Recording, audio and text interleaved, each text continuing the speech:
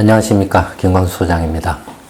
2016년 9월 첫 번째 동영상 촬영을 시작하겠습니다. 첫 번째 동영상 주제는 거품 위험이 높은 세계 경제입니다. 세계 경제가 거품 위험이 높다라는 이야기는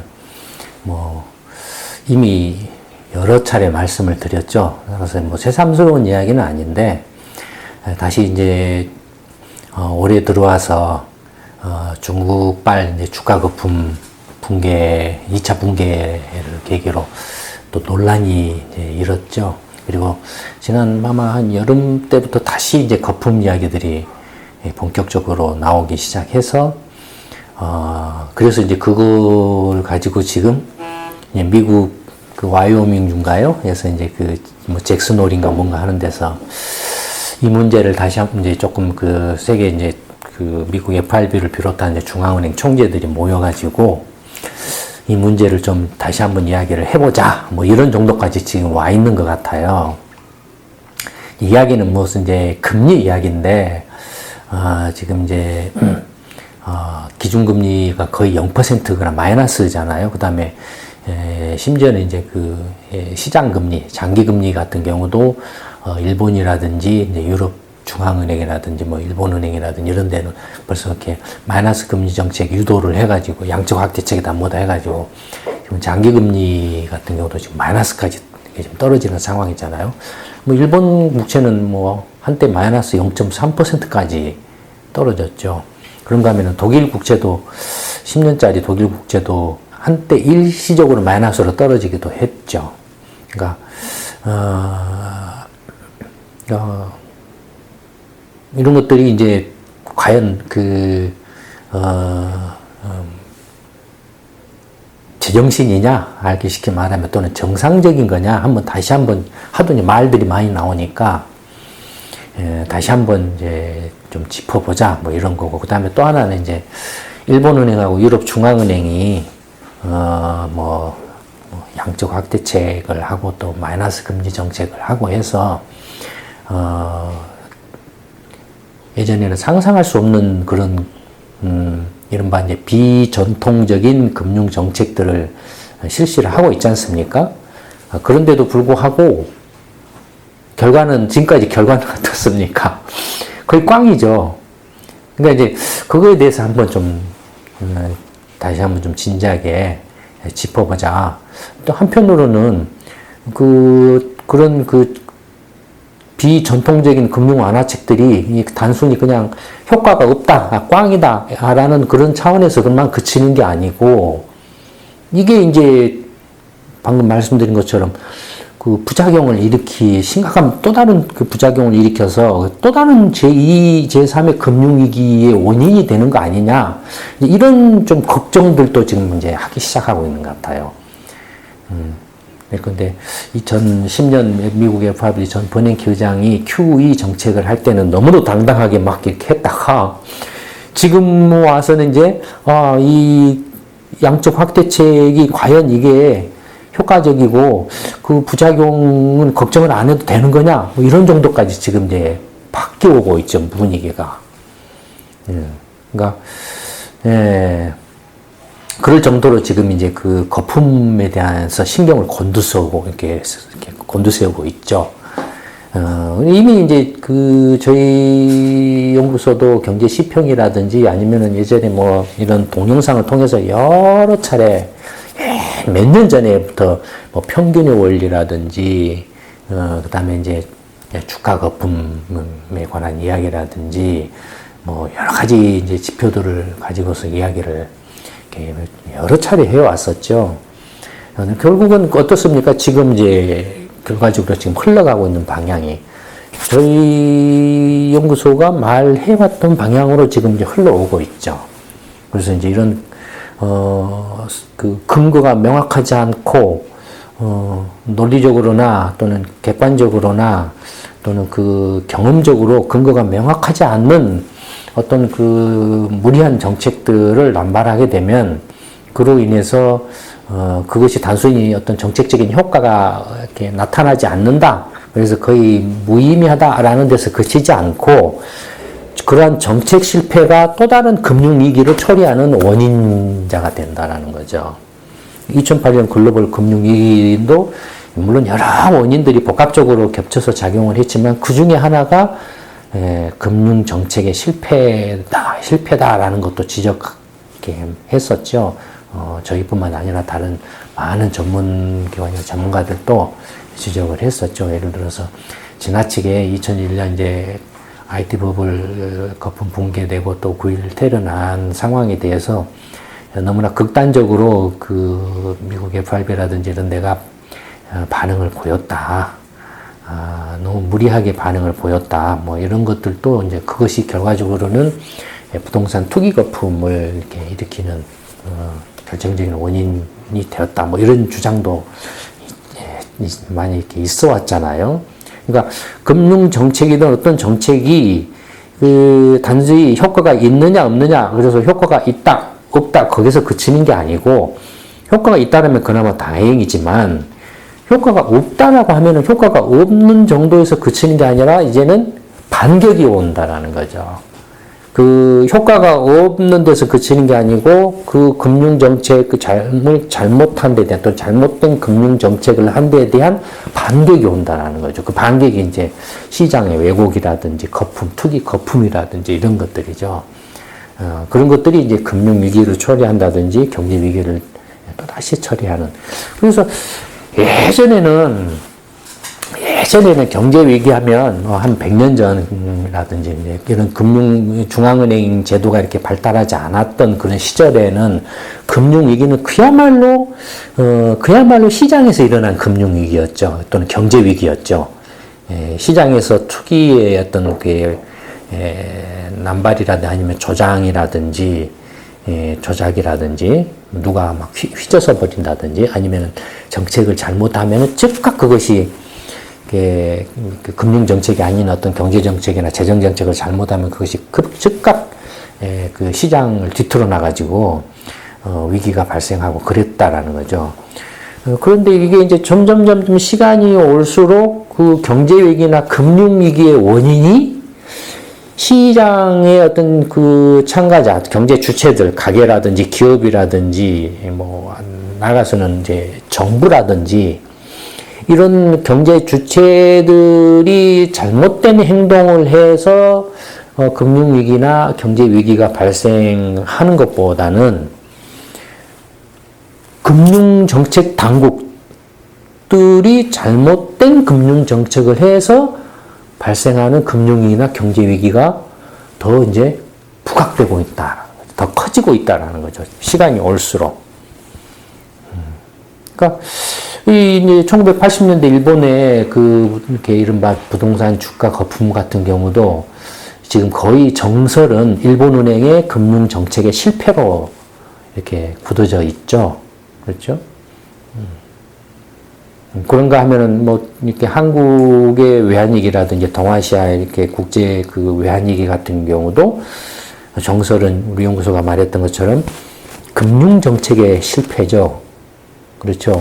내외 금리 차를 이렇게 전혀 인식을 하지 못하고 금리를 고정시켜 놓는다든지 환율을 고정시켜 놓는다든지 하려면 두 개를 다 고정시켜 놓든지 안 하려면 둘 다 풀어 놓든지 하는데 하나는 고정시켜 하나는 풀어 놔 버리면 괴리가 발생해 버려요. 그게 이제 그 동아시아 외환위기의 경우죠. 그러니까 이런 것처럼 또 이제 2008년 글로벌 금융위기 같은 경우도 명백한 아까 말씀드렸던 것처럼 금융정책의 실패가 굉장히 중요한 비중을 차지하고 있잖아요. 뭐 감독 규제라든지 감독의 실패라든지 금리정책의 실패라든지 그 다음에 금융기관의 어떤 그 이른바 이제 M1, M2 통화관리 정책의 실패라든지 M3라든지 뭐 이런 것까지도 이제 봐야 된다 뭐 이런 식으로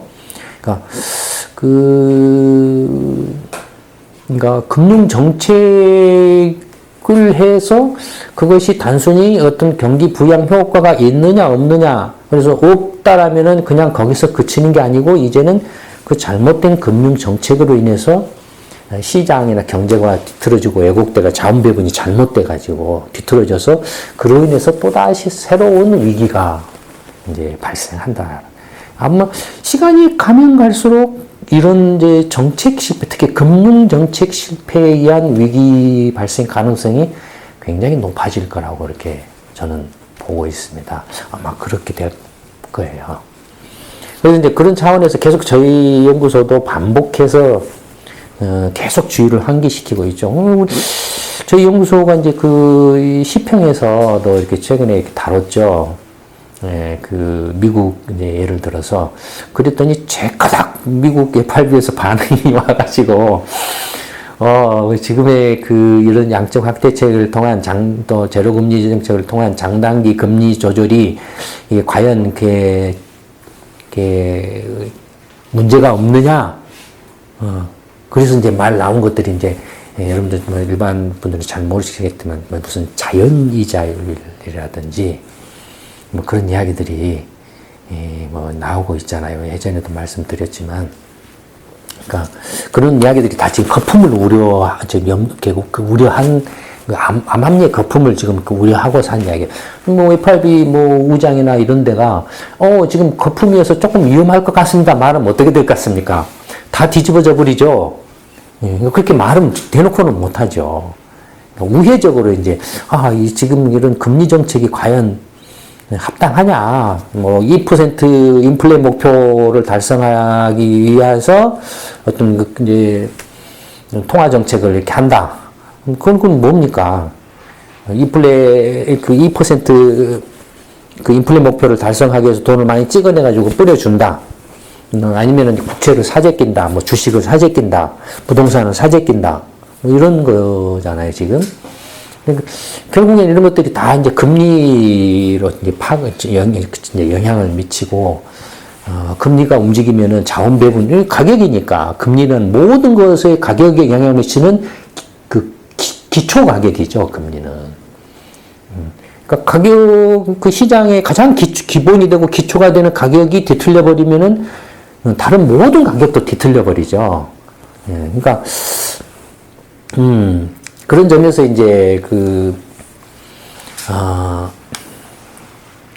뭐라 할까요? 금융정책과 관련해서, 지금까지 금융정책과 관련해서 효과가 없어도 이렇게 효과가 없다니, 도대체 왜 효과가 없을까? 그건 이미 저희 연구소가 지난 2016 투자 강연에 마이너스 경제 시대에서 설명을 해드렸죠. 그거 꼭 한번 참고해 보시기 바랍니다. 그 다음에 왜 효과가 없을까를 넘어서서 이제 이게 부작용은 어떻게 대처를 할까? 지금 이제 만약에 금융정책 실패로 인해서 이 자원이나 가격이 왜곡돼 가지고 그로 인해서 또 다른 이제 경제 위기나 금융 위기가 발생한다라면 그때는 어떻게 할 거냐 이거예요. 금융 정책을 잘못해 가지고 일어난 경제 위기고 금융 위기인데 그때도 또 금융 정책으로 그걸 풀어낼 수 있겠느냐라는 거죠. 그때는 거의 불가능하겠죠. 그러니까 이제 지금 반짝 지금 이제 얼어 있다라고 저는 보고 있어요. FRB나 각국 중앙은행들이. 이제 이걸 수습을 해야 되는데 제가 볼 때는 거의 수습하기 힘들지 않을까 싶어요. 이미 이제 질러놔 버렸기 때문에 주워 담기는 상당히 힘들 거예요. 주워 담으려면은 이제 마이너스 성장 각오를 해야 돼요. 주워 담으려면. 아니면은 이제 정부가 빚을 막 쏟아내 가지고 경기 부양을 하든지. 그래서 뭐 정부 채무가 됐든 뭐가 됐든 전부 이제 또 비투성이가 되는 그런 상황이 발생. 그러니까 지금 세계 경제가 지금 꼼짝달싹을 하지 못하는 상황에 빠져 있는 상태라고 보는 게 아마 정확할 겁니다. 그러니까 재정도 어떻게 할 수 없고 금융 정책도 어떻게 할 수 없고 하는 그런 갇혀버려도 자기 스스로가 자기 스스로 가둬버리는 그런 상황에 빠져 있지 않느냐는 느낌이 굉장히 강해요. 예를 들어서 이제 지금 지난 경제 시평에서 좀 설명한 걸 일부를 지금 이제 따와서 말씀을 드리는데 자세한 내용은 경제 시평을 한번 참고를 해보시면 확실하게 이해가 되실 겁니다. 여기서는 이제 간이 버전으로 말씀을 드리도록 하죠. 그걸로도 충분히 하니까요. 그래서 이제 예를 들어서 이제 미국이 세계 최대 경제잖아요. 미국에 거품이 있다라면 세계 경제 전체로 거품이 있는 거나 마찬가지죠. 예를 들어서 두 번째 경제 규모가 큰 중국은 어땠습니까? 이미 부동산 거품이 꺼졌죠. 2012년부터. 그래서 이제 중국이 문제다 막 이러고 하고 있잖아요. 최근에 다시 뜨고 있지만 이게 제정신으로 뜬 건 게 아니거든요. 그 다음에 또 하나는 주가는 어땠습니까? 주가는 작년에 1차 박살나고 올 연초에 2차 박살나고 했잖아요. 주가. 그러니까 세계 2위의 경제 대국이 거품이 이렇게 꺼진 거예요. 중국이 그러면은 어떤 정책을 했냐라는 거죠. 중국도 경기 부양책 한다고 4조 위안 부양책에서 부동산 거품 뻥 터졌죠. 그러다가 그거 감당 못 해가지고 이제 꺼진 거 아니에요. 그래서 경제가 부실이 폭증을 해가지고 부실 정리를 해야 되는, 말아야 되는, 시끄럽잖아요. 정책, 실패 내지는 정책을 했는데 그것이 효과가 없는 데서 그치는 게 아니고 어마어마한 부작용을 낳는다 이거예요. 그런가 하면은 이제 부동산 거품이 뻥 꺼지니까 중국 인민은행이 어떻게 했습니까? 막 또 돈을 풀고 위안화도 이제 막 약세로 몰아가려고 막 했잖아요. 금리도 막 내리고 계속. 중국 인민은행 금리가 한 2분의 1 절반 이하로 툭 떨어져 버렸죠. 지금 2011년, 12년 요 무렵에 비하면 그때는 6%, 7% 했던 건데 지금은 지금 얼마죠? 2%인가 3%인가 그 정도밖에 안 되니까 어마어마하게 떨어져 버렸죠. 그러니까 그런 것들이 이제 주가 거품을 내고 또는 규제 완화, 후광통에다 뭐다 이런 것들, 그러니까 뭔가 좀 이렇게 제대로 된 어떤 규제 완화가 아니고 어떤 정치적인 어떤 슬로건이라든가 보여주기식의 시진핑 주석이 이렇게 해라라고 말하면은 거기에 따라서 그냥 어떤 제대로 된 준비를 해가지고 하는 게 아니고 그냥 목표 달성.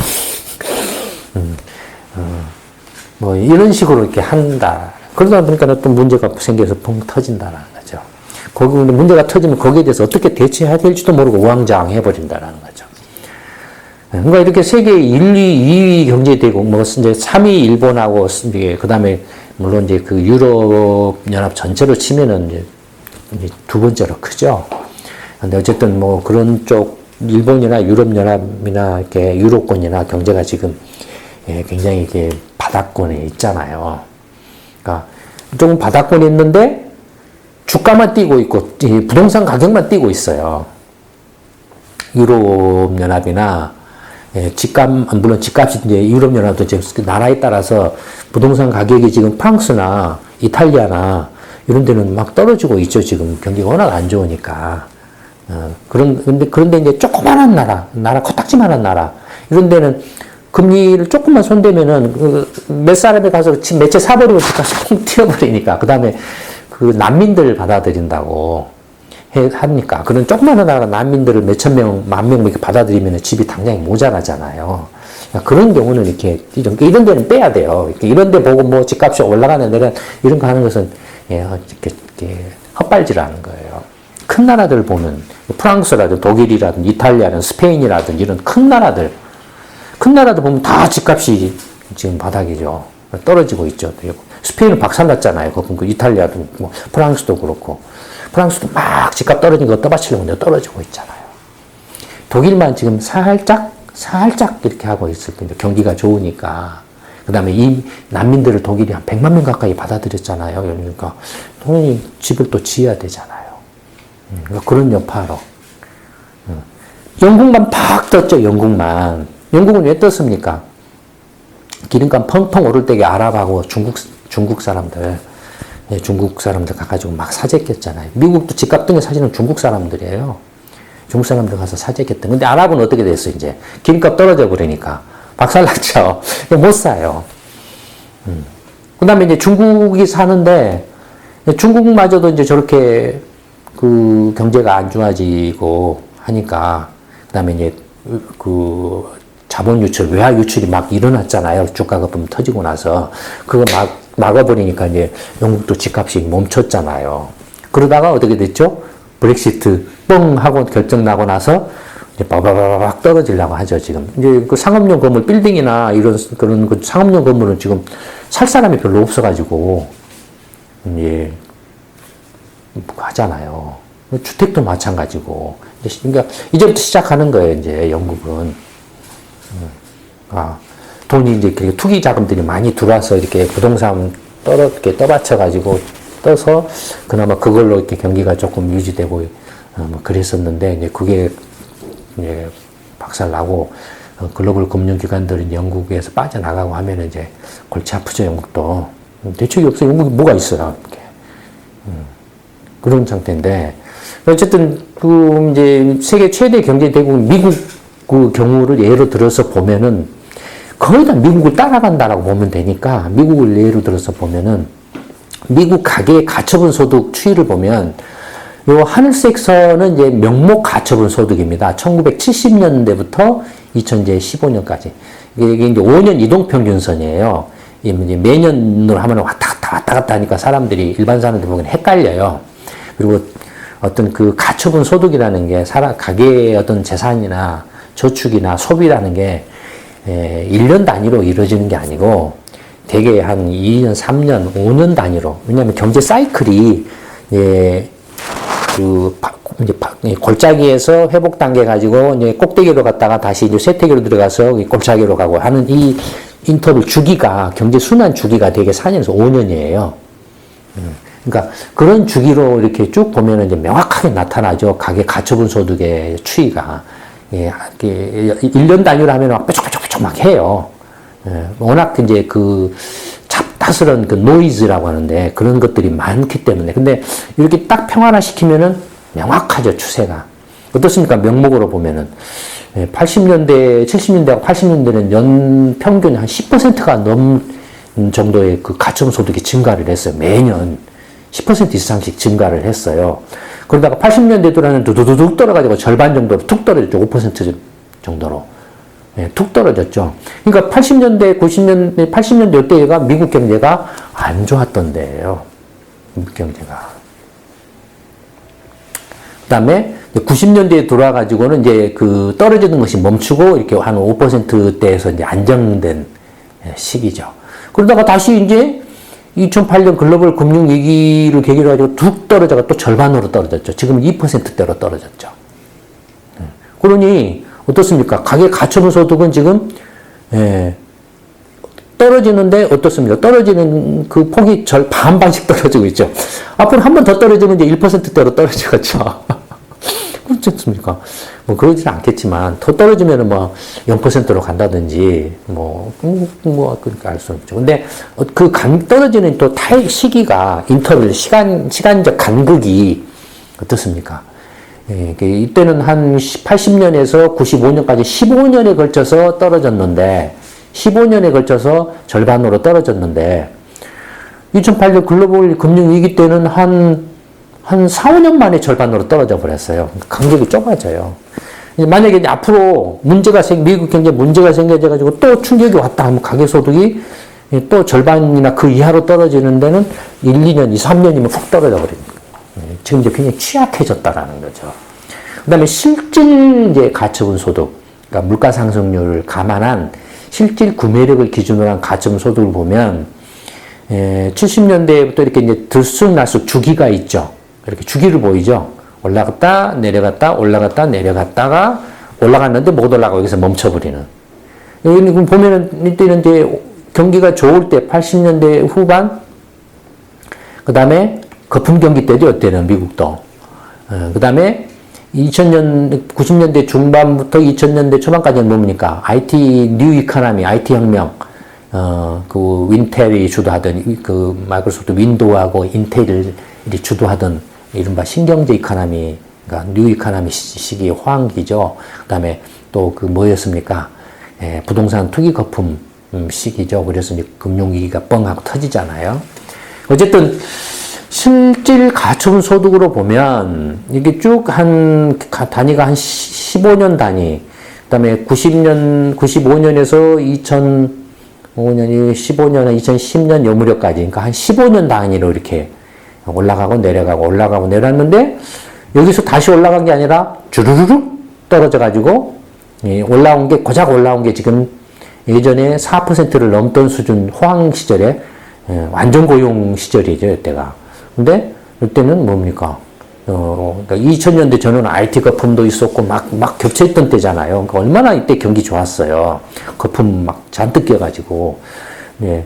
지금도 거의 완전 고용 상태고, 예, 거품이 상당히 끼어있다. 지금 이 동영상 주제가 거품이 많이 껴있다라는 걸 말하는 거잖아요. 근데 가처분 소득은 이것밖에 안 돼요, 지금. 가게가 드리는 거, 버는 그 소득의 증가율은 이것밖에 안 돼요. 근데 이제 미국 가계 순자산 비율, 가계가 가지고 있는 주식이라든지 채권이라든지 이런 금융자산이죠. 회사채라든지 은행 예금이라든지 뭐 보험이라든지 연금이라 이건 다 금융자산이죠. 그다음에 부동산 같은 거 이런 뭡니까 실물자산이죠. 그러니까 이런 그 자산, 순자산이라는 뭐냐면은 가계가 가지고 있는 총 자산에서 총 부채를 뺀 걸 말해요. 그게 순자산이에요. 그러니까 기업으로 치면 자본에 해당하죠. 기업에 자산이 있고 부채 있고 자본이 있잖아요. 자산에서 부채를 뺀 게 순자산, 즉 자본이죠. 그거예요. 가계의 순자산 비율을 보면 1970년부터 최근까지를 보면은 70년대 그 초반에도 한번 뛰었고 이때도 거품이 있었어요.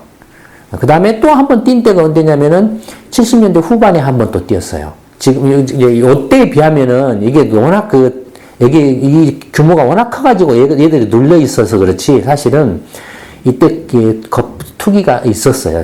예, 투기가. 그 다음에 또 80년대 후반에도 펑 뛰었잖아요. 블랙 먼데이다 뭐다 막 말도 많았잖아요. 미국의 상업용 부동산도 막 펑 뛰었고. 그러니까 이때도 상당히 거품이 있었어요, 사실은.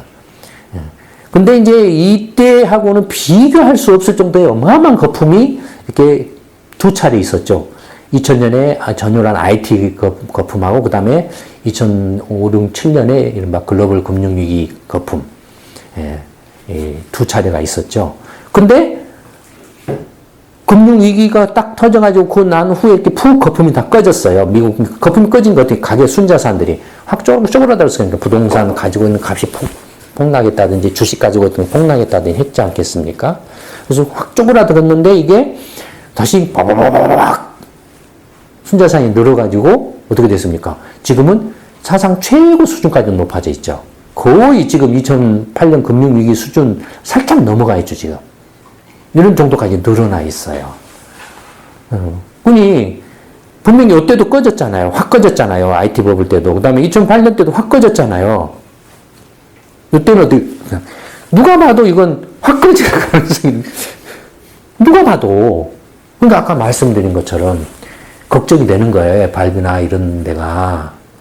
그래서 이제 만약에 하나라도 그 거품이 꺼지는 상황이 벌어지면 어떻게 할 거냐.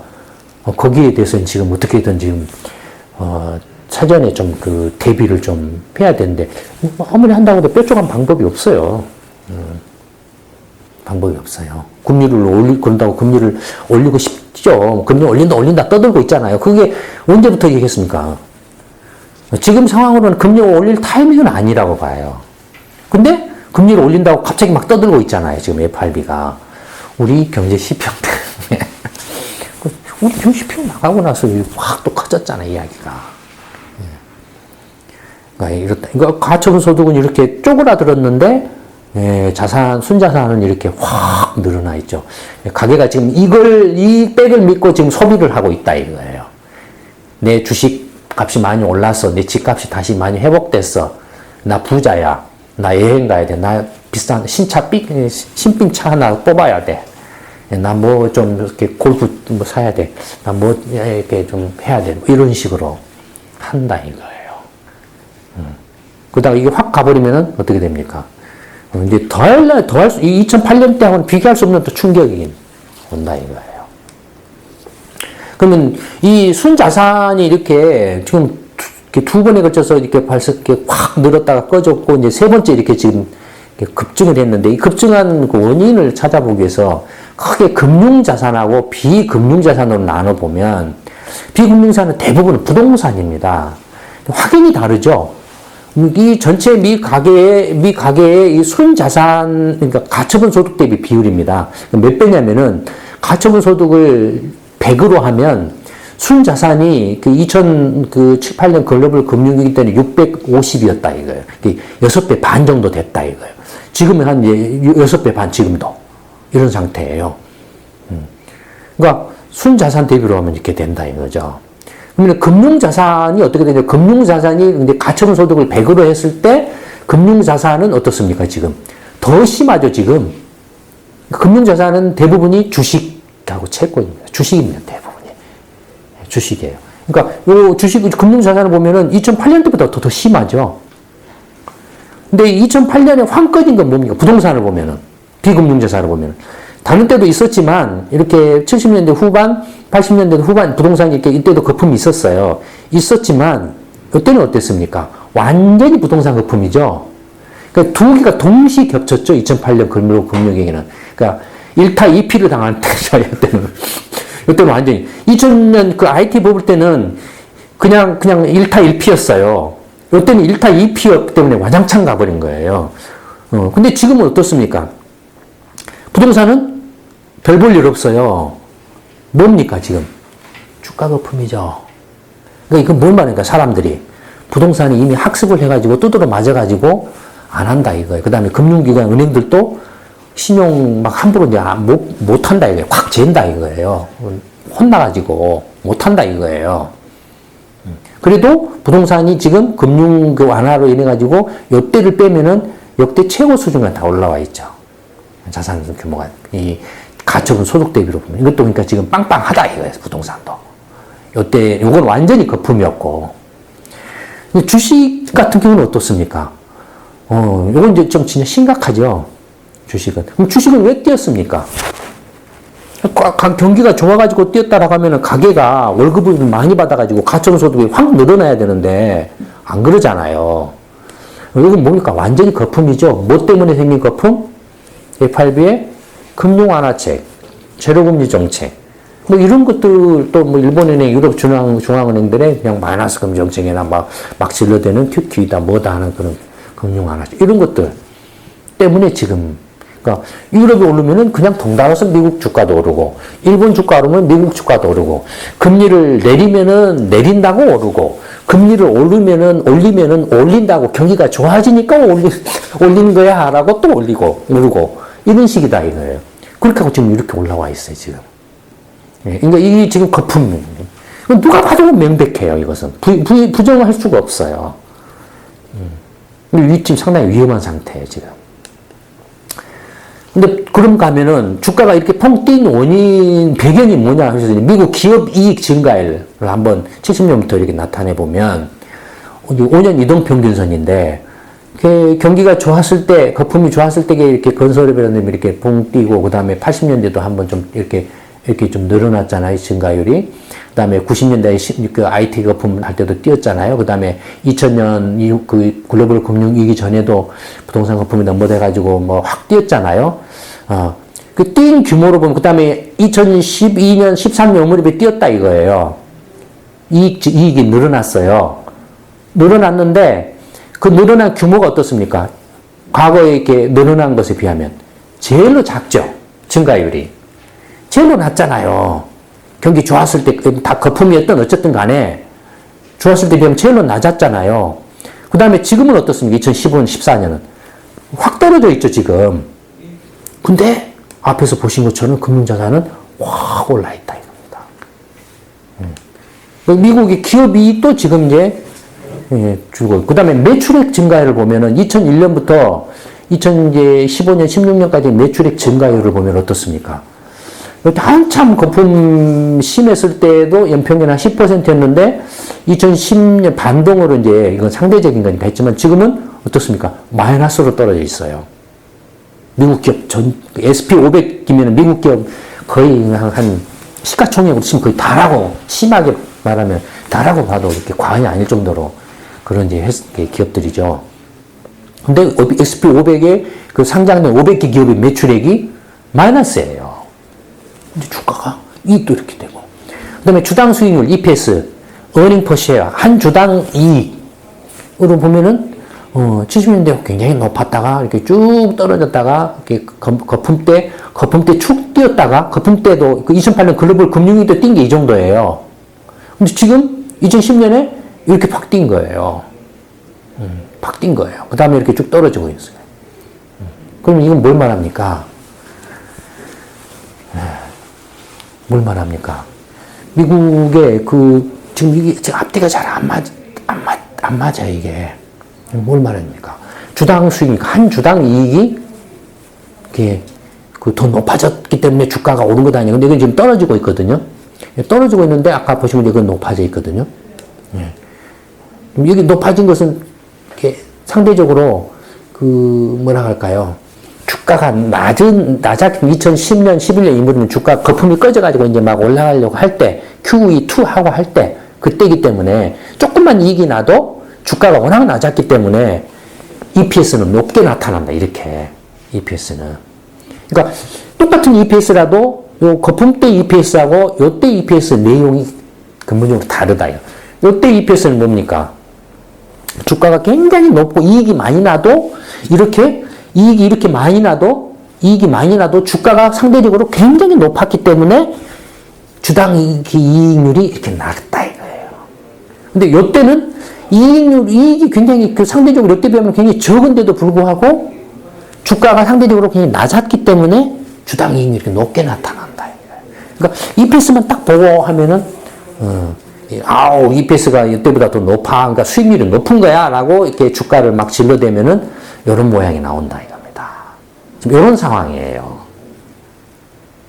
그러니까 상당히 지금 상황이 거품이 미국 하나만 봐도 지금 이런 상황에서 지금 금리를 올릴 상황이 못 되는데도 불구하고 지금 상당히 브렉시트다, 중국 경제가 좀 불확실하다, 유럽이나 일본도 지금 이상하다 이런 상황인데 무슨 용쓰는 재주가 있다고 미국 혼자서 아무리 미국이 세계 최대 경제 대국이라고 해도 또 미국 경제 자체도 지금 이렇게 보신 것처럼 여기서 보신 것처럼 이렇게 매출액이 줄어들고 있고 이익률도 떨어지고 있는데 금리를 올릴 수 있는 그런 상황이 못 되죠. 그럼에도 불구하고 느닷없이 금리 올린다고 지금 말이 느닷없이 나왔잖아요.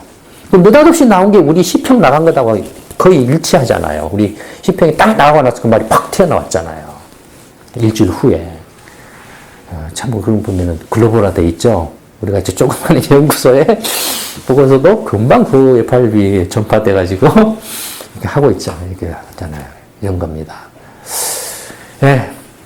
2016년 9월 첫 번째 동영상 촬영은 이걸로 마치도록 하겠습니다. 네, 감사합니다.